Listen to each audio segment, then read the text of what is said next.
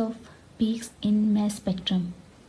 तो जैसा कि आप लोग यहाँ पर एक छोटा सा स्पेक्ट्रम देख रहे होंगे, इसके एक्स एक्सिस पर मैंने मैस टू चार्ज रेशो को लिखा हुआ है और वाई एक्सिस पर इंटेंसिटी परसेंटेज या रिलेटिव अबेंडेंस। आप दोनों नामों से इसको रिप्रेजेंट कर सकते हो, ठीक है। तो mass to charge ratio mostly आप लोगों के पास मॉलिक्यूलर मैस या मॉलिक्यूलर वेट होता है, ठीक है, क्योंकि z आप लोगों के पास मोस्ट ऑफ द केसेस जो है वो 1 होता है, ठीक है। और इंटेंसिटी परसेंटेज रिलेटिव अबेंडेंस बेटा ये क्या चीज़ है, जैसा कि मैंने आप लोगों को पहले भी बताया था और फिर बता देती हूँ। आपके पास इंटेंसिटी या relative abundance number of ions reaching to the detector हैं, ठीक है। मतलब जितने भी आयंस आप लोगों के पास डिटेक्टर के पास पहुंच रहे हैं, ठीक है, उसको आप लोग कहते हो कि वो intensity of that particular ion है या relative abundance of that particular ion है, ठीक है। जितने ज़्यादा आपके पास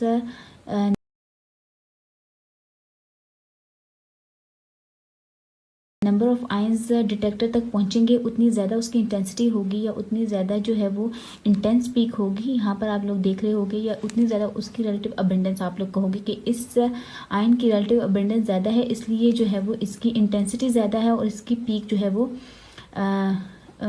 बड़ी है, ठीक है। तो अब यहाँ पर आप लोगों को ये कुछ पॉइंट्स मैं आप लोगों के साथ डिस्कस करना चाहती हूँ, ठीक है। तो पहला तो ये है कि every peak in a mass spectrum corresponding to particular ion with fixed value of mass to charge value, ठीक है। इसका मतलब ये है बेटा कि अब आप लोग यहाँ पर जो है वो डिफरेंट पीक्स देख रहे होंगे, सही है।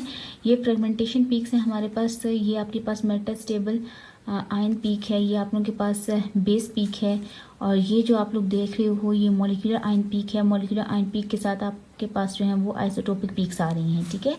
तो ये जो आपके पास ये जो डिफरेंट पीक्स हैं ये एक पर्टिकुलर आयन को शो कर रही हैं, ठीक है, कि मतलब आपके पास जो फ्रेगमेंटेशन हो रही है उसके रिजल्ट में जो आयंस बन रहे हैं वो आयंस जब डिटेक्टर तक पहुंचते हैं तो एज अ रिजल्ट आप लोगों को ये कोई पीक मिलती है जिसकी एक specific mass to charge value है, जिसकी कोई स्पेसिफिक इंटेंसिटी है या स्पेसिफिक जो है वो रिलेटिव अबेंडेंस है, ठीक है। बात मेरी समझ आ रही है।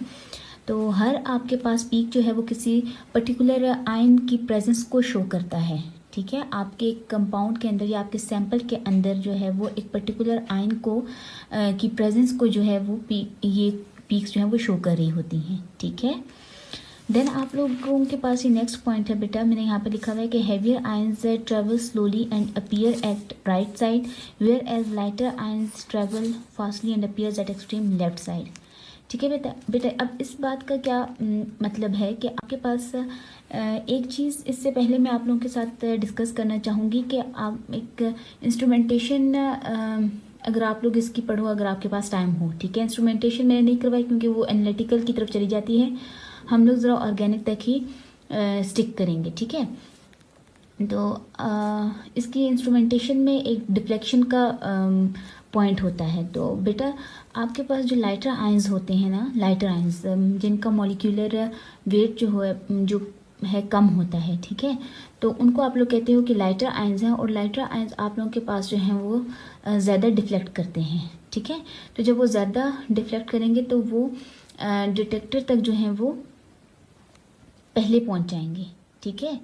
तो एज अ रिज़ल्ट जो हमारे पास लाइटर आयंस की पीक्स हैं, ठीक है, वो आप लोगों को पहले मिल जाएंगे, ठीक है। ये आप लोगों के पास जो स्पेक्ट्रम है ये ऐसे जाता है, ठीक है, फ्रॉम लेफ़्ट टू राइट, ठीक है। तो लाइटर आयंस होते हैं फ्रेगमेंटेशन पीक्स में, हम लोगों के पास जो हैं वो छोटे आयंस होते हैं, लाइटर होते हैं, ठीक है, ज़्यादा डिफ्लेक्ट करते हैं, डिटेक्टर तक पहले पहुंच जाते हैं और एज अ रिज़ल्ट इनकी पीक्स हमारे पास पहले मिलती हैं, ठीक है। और अगर इसके कंपैरेटिवली हम लोग हैवियर आयंस को देखें तो बेटा हम लोग के पास जो मॉलिक्यूलर आयन पीक्स होती है ना, मॉलिक्यूलर आयन पीक मतलब बिफोर फ्रेगमेंटेशन, ठीक है, बिफोर फ्रेगमेंटेशन होंगी तो अभी वो आपके पास पूरे का पूरा जो है वो मॉलिक्यूल ही है, ठीक है, सिर्फ उसमें से एक जो है वो रेडिकल निकला हुआ है, तो उसका आप लोगों के पास मॉलिक्यूलर वेट जो है वो ज़्यादा होगा, तो वो हैवियर आयंस हैं, वो हैवियर आयंस हैं तो वो स्लोली जो है वो डिफ्लेक्ट करेंगे या वो देर से डिफ्लेक्ट करेंगे, ठीक है।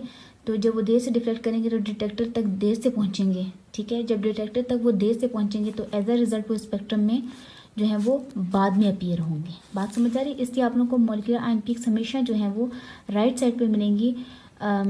क्योंकि वो हैवियर आयन पीक्स होती हैं, ठीक है। और इसके कंपैरेटिवली अगर आप लोग फ्रेगमेंटेशन पीक्स देखोगे तो वो आप लोगों को लेफ्ट साइड पर मिलेंगी। क्योंकि वो लाइटर आयंस की होती हैं। बात क्लियर हो रही है यहाँ तक? देन लिखा हुआ है greater the number of ions reaching the detector greater will be the intensity और percent abundance and vice versa. ये पॉइंट मैं आप लोगों के साथ पहले भी यहाँ पर मैंने ऊपर डिस्कस कर दिया है कि जितने ज़्यादा आपके पास जो है वो आयंस डिटेक्टर तक पहुँचेंगे उतनी ज़्यादा उसकी इंटेंसिटी, पीक की इंटेंसिटी ज़्यादा होगी, जो आपको उसकी परसेंट अबेंडेंस बताएगी। परसेंट अबेंडेंस का यही मतलब है ना बेटा कि वो ज़्यादा आयंस हैं जो और जितने ज़्यादा आयंस हैं वो उतने ही डिटेक्टर तक पहुँच भी रहे हैं, ठीक है। तो जितना ज़्यादा आयंस डिटेक्टर तक पहुँच रहे हैं उतनी उसकी इंटेंसिटी हम लोग के पास जो है वो ज़्यादा हो जाती है। बात क्लियर हो रही है? और इसके ही वाइस वर्सा आप लोग कर लो बेटा, जितने कम आयंस आप लोगों के पास डिटेक्टर के पास पहुंचेंगे उतनी कम या उतनी छोटी उसकी इंटेंसिटी होगी और हम लोग ये कह देंगे कि इसकी रिलेटिव अबेंडेंस जो है वो कम है। बात क्लियर हुई है? ये कुछ पॉइंट्स हैं, ये आप लोग ज़रा जहन में रखिएगा। Types of peaks in mass spectrum. तो बेटा पहली पीक हम लोगों के पास है मॉलिक्यूलर आयन पीक, ठीक है। तो मॉलिक्यूलर आयन पीक आपको बताती क्या है? मॉलिक्यूलर आयन पीक आपको एग्जैक्ट मॉलिक्यूलर वेट बताती है आपके कंपाउंड का, ठीक है।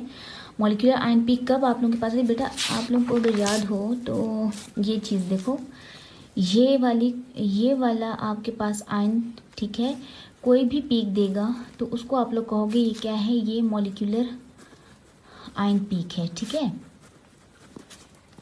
मैस स्पेक्ट्रम में इसके लिए जो भी पीक आएगी उसको आप लोग कहोगे कि ये क्या है? मॉलिक्यूलर आयन पीक है, ठीक है। और इनके लिए कोई भी पीक आएगी तो उसको आप लोग क्या कहोगे कि ये क्या है? ये हम लोग के पास क्या है? ये हम लोग के पास फ्रेगमेंटेशन आयन पीक्स हैं। क्यों बेटा? यहाँ पर देखो मॉलिक्यूलर आयन पीक की फ्रेगमेंटेशन हो गई है, तो जो आफ्टर फ्रेगमेंटेशन हम लोग को जो पीक्स दिखाई देती हैं वो आप लोगों के पास फ्रेगमेंटेशन आयन पीक्स होती हैं, ठीक है। ये लाइटर होती हैं, ये मोस्टली आप लोगों को जो है वो left side of the mass spectrum आपको नज़र आएंगी। और ये वाली पीक्स आपको मोस्टली राइट साइड पर नज़र आएंगी। क्यों बेटा? क्योंकि ये हैवियर होती हैं, ठीक है। तो अब ये वाली पीक्स आपको बताती क्या है? ये वाली पीक्स आपको बताती हैं molecular weight of the compound, ठीक है। तो यहाँ पर आप लोग देख लो तो ये आप लोगों के पास क्या है? मॉलिक्यूलर आयन पीक है आपकी, ठीक है बेटा। देन आप लोग आ जाओ, और मैंने इसको क्यों कहा कि ये मॉलिक्यूलर आयन पीक है? क्योंकि बेटा इसके साथ ये जो छोटी पीक्स होती हैं ना, इनको हम लोग आइसोटोपिक पीक्स कहते हैं, ठीक है। और ये जो आइसोटोपिक पीक्स होती हैं ना, ये हमेशा मॉलिक्यूलर आयन पीक के साथ होती हैं, ठीक है। बात समझ आ रही है? हम इसको M+1 कह देते हैं या M+2 कह देते हैं। M+1 कब कहेंगे ये आगे डिस्कस करूँगी, M+2 कब कहेंगे ये हम लोग लेटर ऑन डिस्कस करेंगे आपके साथ, ठीक है। तो फर्स्ट अब यहाँ पर आओ कि आइसोटोपिक पीक्स कौन सी होती हैं, ठीक है। अब देखो बेटा, ये तो मॉलिक्यूलर आयन पीक हो गई, ठीक है। अब आइसोटोपिक पीक्स चेक करो कि ये देखो आप लोग, हमारे पास ये क्या है कि अगर लेट से हम लोग एक मीथेन का मॉलिक्यूल ले रहे हैं, ठीक है। और अब आप लोग देखो कि कार्बन हम लोग के पास जो है वो यूजुअली क्या है? 12 इसका जो मैस नंबर विद 12, ठीक है। इसकी रिलेटिव अबेंडेंस हम लोग के पास 99.9 होती है, ठीक है। इसकी रिलेटिव अबेंडेंस हम लोग के पास ज़्यादा होती है, ठीक है। तो आप लोग देखो इसकी पीक भी हमेशा हम लोग के पास बड़ी आएगी, इंटेंस पीक आएगी, सही। अब यहाँ पर अगर इसका मैं मॉलिक्यूलर वेट निकालूं, ठीक है, तो आप लोग देखो एटॉमिक वेट ऑफ कार्बन मैंने लिया 12, ठीक है। और एटॉमिक वेट ऑफ हाइड्रोजन में ले रही हूँ 1 × 4 = 4। तो इनको मैं प्लस करती हूँ तो ये मेरे पास क्या आ गई? 16 आ गई, ठीक है। तो अब ये मेरे पास क्या है? ये मेरे पास मॉलिक्यूलर आयन पीक है, ठीक है। ये यहाँ पर इसको मैं कह दूँगी ये वाली पीक जो है वो क्या है? CH4 के लिए है। और ये कौन सी पीक है? मॉलिक्यूलर आयन पीक है। क्यों मैं इसको कहूँगी कि ये 12 वाला है, क्योंकि बेटा देखो इसकी रिलेटिव अबेंडेंस हमेशा हमारे पास ज़्यादा होती है। तो रिलेटिव अबेंडेंस बेटा ज़्यादा होगी तो इसकी पीक नंबर ऑफ आयन ज़्यादा होंगे, नंबर ऑफ आयन ज़्यादा होंगे तो हमारे पास इंटेंसिटी जो है वो ज़्यादा होगी एज अ रिजल्ट। ठीक है, बात क्लियर हो रही है।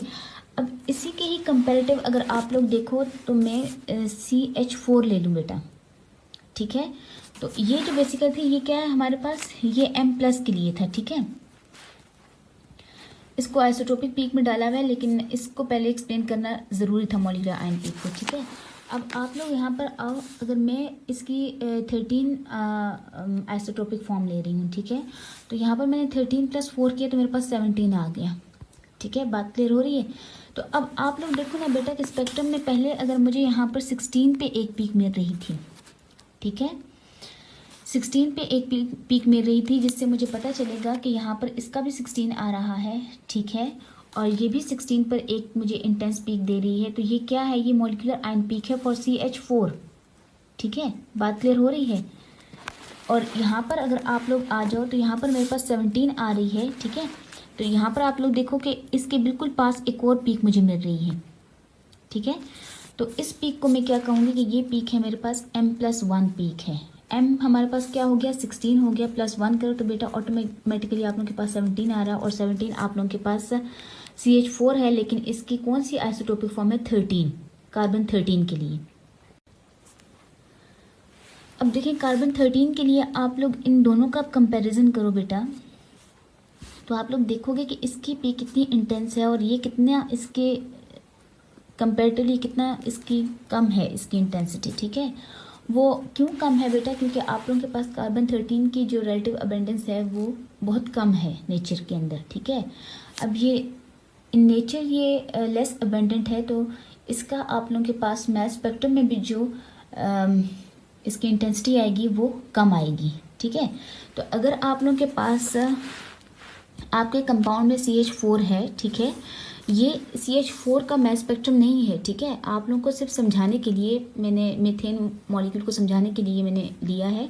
अदरवाइज ये एक जनरल स्पेक्ट्रम है जिसमें ऑल टाइप ऑफ पीक्स जो हैं वो प्रेजेंट हैं। अगर आप लोगों के पास एक कंपाउंड है, ठीक है, जिसमें CH4 लेट से आपके पास एक स्ट्रक्चर यूनिट CH4 आ रहा है। ठीक है, और यहाँ पर आपके पास CH4 पर एक इतनी इंटेंस पीक आपको मिलती है। ठीक है, 16 पर और 17 पर भी एक मिल रही है। तो बेटा ये आप लोगों को इसमें डाउट नहीं होना चाहिए, क्योंकि आप लोग इसका जब मॉलिक्यूलर वेट या मॉलिक्यूलर मास कैलकुलेट करोगे तो ये आप लोगों के पास 16 आएगा। तो आप लोगों को असाइन करने में परेशानी ना हो, क्योंकि 16 ये भी है। ठीक है, तो आपने 16 यहाँ पर कर देना है। ठीक है, कि ये क्या है, ये CH4 के लिए है। और 16 के पास अगर आप लोगों को 17 पर एक छोटी पीक दिखाई देगी, अगर आपका CH4 का आप जब भी स्पेक्ट्रम चेक करोगे बेटा, मीथेन का आप अगर एक्चुअल स्पेक्ट्रम चेक करोगे तो आप लोगों के पास 16 पर, ठीक है, 16 वैल्यू पर एक इंटेंस पीक आपको मिलेगी। वो CH4 की होगी विद कार्बन 12। ठीक है, और एक 17 पर मिलेगी जिसको आप लोग कहोगे कि ये M+1 आइसोटोपिक पीक है। और वो किसके लिए मिलेगी, वो आपको आपके कार्बन 13 के लिए मिलेगी। ठीक है, आपके पास आइसोटोपिक पीक्स भी आती हैं और आइसोटोपिक पीक्स आप लोगों के पास हमेशा मॉलिक्यूलर आयन पीक के पास पास आएंगी। ठीक है, अब इसी तरीके से अगर हम लोग एक दूसरी एग्जांपल को डिस्कस करें, ठीक है, आइसोटोपिक पीक्स के अंदर, तो हम लोग M+1 का समझा दिया। ठीक है, M+1 का मैंने आपको समझा दिया। M प्लस एंड M+1 ये कब मिलेगा बेटा आपको, ये आपको कार्बन के केस में मिलेगा। ठीक है, कार्बन की, क्योंकि आप लोग देखो कार्बन के दो आइसोटोपिक फॉर्म्स में ये जो है वो 1 नंबर का डिफरेंस है। ठीक है, तो जब भी आपको मॉलिक्यूलर आयन पीक जो है वो 16 पर मिलेगी तो M+ जो नेक्स्ट आइसोटोपिक फॉर्म के लिए जो भी पीक मिलेगी बेटा वो M+1 होगी। क्यों, क्योंकि 12 और 13 के अंदर सिर्फ 1 नंबर का डिफरेंस है। ठीक है, अच्छा, इसके कंपैरेटिव अगर आप आ जाओ बेटा, ये चीज़ आपको ज़्यादा क्लियर होगी जब मैं आपको ये ब्रोमीन की एग्जांपल समझाऊंगी। तो आप देखो बेटा कि लेट से हमारे पास एक ऐसा